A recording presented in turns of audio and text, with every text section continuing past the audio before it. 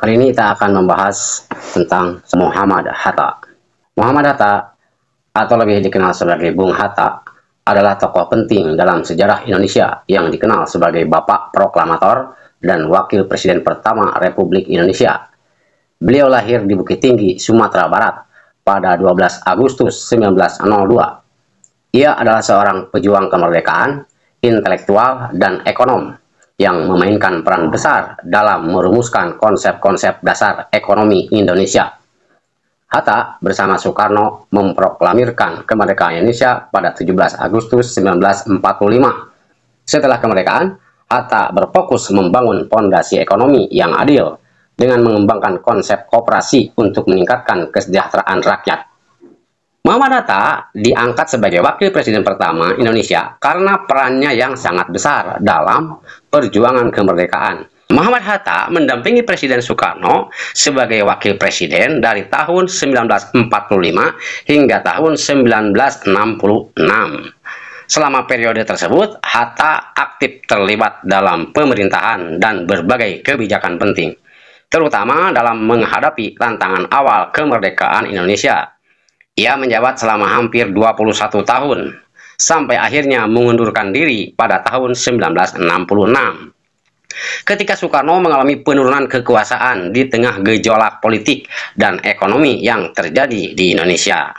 Alasan Muhammad Hatta itu mengundurkan diri dari jabatan sebagai wakil presiden pada tahun 1966 adalah ketidakpuasan terhadap arah pemerintahan Soekarno dan situasi politik yang semakin tidak stabil. Hatta melihat adanya peningkatan kekuasaan yang berlebihan pada Soekarno serta kebijakan yang cenderung otoriter, yang berpotensi mengancam prinsip-prinsip demokrasi dan kedaulatan rakyat. Selain itu, ia juga prihatin dengan kondisi ekonomi dan sosial yang memburuk di Indonesia. Dengan pengunduran dirinya, Hatta berharap dapat memberikan ruang bagi perubahan dan perbaikan yang lebih baik bagi negara. Kemudian apa yang dilakukan oleh Muhammad Hatta setelah berhenti menjadi wakil presiden? Nah, setelah mengundurkan diri sebagai wakil presiden pada tahun 1966, Muhammad Hatta memilih untuk mundur dari dunia politik dan fokus pada kehidupan pribadi serta kegiatan intelektual. Ia tinggal di Bandung dan menghabiskan waktunya untuk menulis, mendalami pemikiran politik, dan berbagi pengalaman melalui ceramah. Hatta juga terlibat dalam berbagai organisasi sosial dan pendidikan, tetap memperjuangkan ide-ide yang ia yakini, meskipun ia tidak lagi terlibat langsung dalam pemerintahan. Ia tetap dihormati sebagai salah satu tokoh bangsa dan terus memberikan pemikiran kritis terhadap perkembangan Indonesia hingga akhir hayatnya. Nah, kesimpulannya dari perjuangan Muhammad Hatta adalah bahwa ia merupakan sosok yang berkomitmen terhadap kemerdekaan dan keadilan, juga kesejahteraan rakyat. Ia menunjukkan pentingnya pendidikan dan pemikiran kritis dalam perjuangan nasional, serta mengedepankan prinsip demokrasi dan integritas dalam setiap langkahnya. Hatta juga mengajarkan bahwa kepemimpinan yang baik harus berpihak pada rakyat dan berorientasi pada pembangunan yang berkelanjutan. Pengunduran dirinya sebagai wakil presiden mencerminkan integritasnya untuk tidak berkompromi dengan kondisi yang bertentangan dengan nilai-nilai yang ia perjuangkan. Semangat dan dedikasinya masih menjadi inspirasi bagi generasi penerus dalam memperjuangkan cita-cita bangsa. Kemudian tahun berapakah Muhammad Hatta meninggal dunia dan dimakamkan di mana? Ya, jawabannya adalah Muhammad Hatta itu meninggal dunia pada tanggal 14 Maret 1980. Beliau dimakamkan di Taman Makam Pahlawan Kalibata, Jakarta, Indonesia. Makamnya menjadi tempat penghormatan bagi jasa-jasanya sebagai salah satu pahlawan kemerdekaan dan tokoh penting dalam sejarah Indonesia. Berikut adalah beberapa poin penting dari perjuangan Muhammad Hatta yang bisa dijadikan teladan bagi generasi muda saat ini.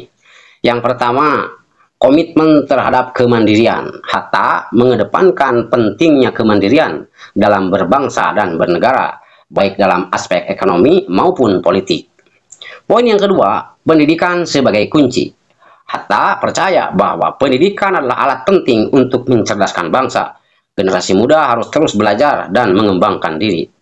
Poin ketiga ialah integritas dan etika. Hatta menunjukkan bahwa integritas dan etika harus diutamakan dalam kepemimpinan dan kehidupan sehari-hari. Poin keempat yaitu kepedulian terhadap rakyat. Ia selalu berpihak pada kepentingan rakyat dan memperjuangkan kesejahteraan mereka, mengajarkan pentingnya kepedulian sosial. Poin yang kelima yaitu semangat nasionalisme. Hatta memiliki semangat nasionalisme yang tinggi yang dapat menginspirasi generasi muda untuk mencintai dan membangun negara. Poin yang keenam itu pemikiran yang kritis. Hatta mendorong pemikiran kritis dan diskusi untuk menghasilkan solusi terbaik bagi permasalahan bangsa. Poin ketujuh, keterlibatan dalam perjuangan. Hatta menunjukkan bahwa setiap individu memiliki peran dalam memperjuangkan kebaikan dan kemajuan bangsa, mendorong generasi muda untuk aktif dalam kegiatan sosial dan politik. Dengan menerapkan nilai-nilai ini, generasi muda dapat berkontribusi positif bagi pembangunan bangsa ini.